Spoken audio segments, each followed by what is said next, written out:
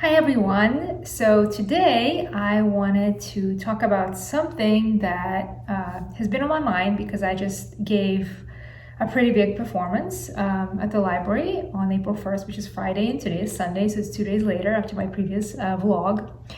And I want to talk about the topic of what you do after a big performance.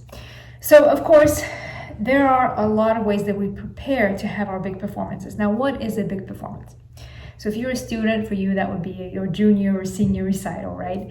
If you were a faculty member, that may be your faculty recital, that may be your guest artist recital, that may be your debut at whatever major event where you're playing. What I mean by that is a major performance. You're playing a lot of music.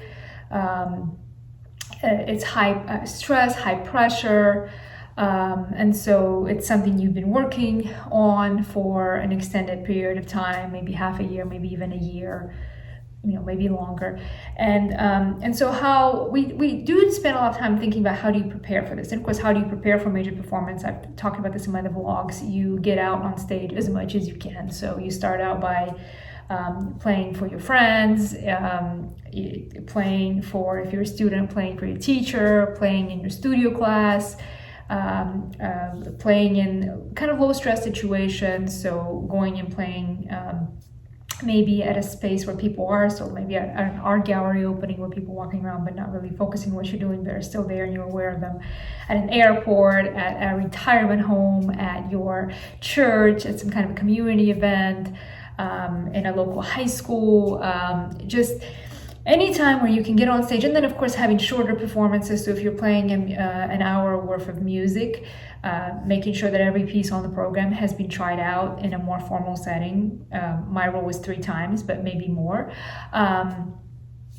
Trying to, if it's a kind of a joint recital, if it's a new work, maybe a new music concert, maybe it's something you perform at a festival, at a conference.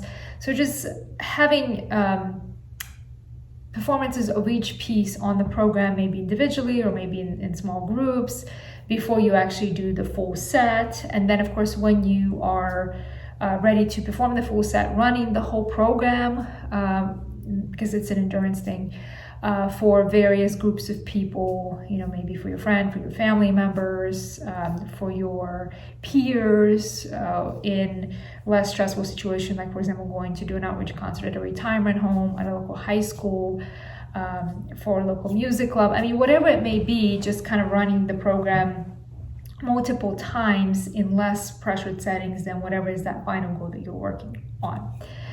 And I think everybody kind of is aware of that, and that's very important. That's how you really get to that performance. My rule was the month before performance, really all you should be doing is just really kind of putting yourself on stage and just continue polishing works that are already prepared, works that you have already tried out individually. And that last month, all you're really doing is performing the whole recital in whatever setting you can get an audience, to try to get yourself and your stamina ready for that major event, whatever that major event is that you are gearing toward.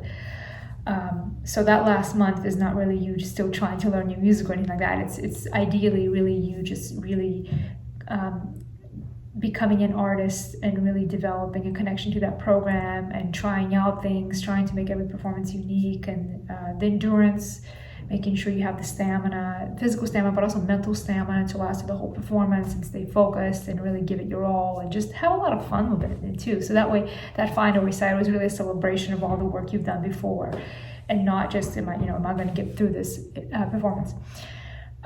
So that's kind of how you prepare for performance. But what happens after? And this is what I wanted to make this vlog really, because I think we often think about, okay, I'm going to do this big thing, and then what? And I remember as a student having my high school senior recital, my freshman college recital, sophomore recital, junior recital, senior recital, and having these big events, and then having this feeling of like, okay, I did it, but wait a minute, it's over, and feeling really kind of sad about it almost. Because you have all this adrenaline, you do it, you just love performing, those of us who love to perform, and then it's kind of over. And so, of course, you want to have as many performance opportunities as possible. So that's one advice. But I think the second advice is make sure that when you have that big performance and on your schedule, you schedule some smaller events after it. So it's not that you have this big event that you spend all this time putting yourself into, and then it's done and you feel like, wow, I have no purpose. Because I've been working toward this big thing and now it's over, and now what? And of course you start from scratch, you start to learn your rep, and that's exciting too. But I think just to keep that artist inside of yourself happy, it's a good idea to have smaller performances following that big event so that you're still on stage in a way, but it's not as high pressure and you're kind of calming yourself down away from it. But it's not this abrupt, like I'm preparing for this and then it's over and then there's nothing else, you know. And I think sometimes if a performance goes really well, it's really sad because it's over. But, you know, sometimes we're not happy with everything about a performance. So that's sad too, because you kind of want to get up there and then do it again. So I think scheduling some performances, just like you did up to the concert where you had where you played partial pieces of the program or a set of the program pieces, scheduling shorter performances. And it doesn't even have to be of the works you played on that big event. It could be something else.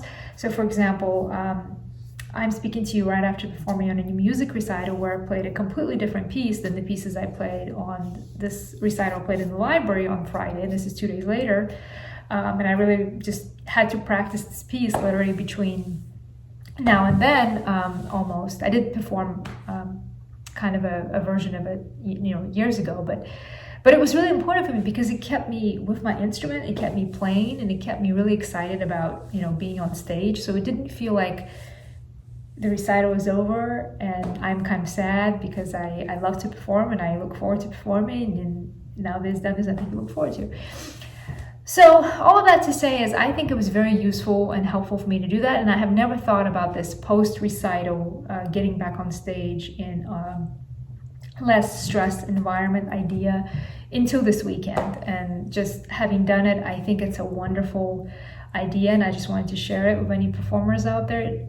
Try that. Schedule some less stress performance, you know, kind of immediately following your big performance, so that way you still feel like you have that sense of like, I'm preparing towards something, I'm going on stage, I'm still in that performance mode, and it's not sad. I guess that's the thing. I think as a student, when I had that big performance, I always felt really sad after it was over because I just felt like, wow, you know, I kind of want to do it again or do something like that. And so I think having those kinds of performances following the big event is a really great tool to keep your inner artist happy and to keep yourself exciting about you know, going forward and learning that new program and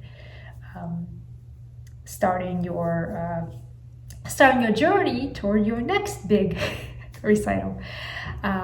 Okay, so some thoughts. This is of course coming from a pianist, where, you know, we have a lot of music that we play from memory. So for us, you know, it just takes a long time to get a program ready. I think it's different for other musicians, but I think this is helpful for anyone, no matter how you prepare your rep and what kind of rep you play. And so thank you for listening. I will show you a brief moment of that performance that I just did. Thank you for watching. Don't forget to like and subscribe, and let me know if there's anything else you'd like to hear about. Have a wonderful day. Bye.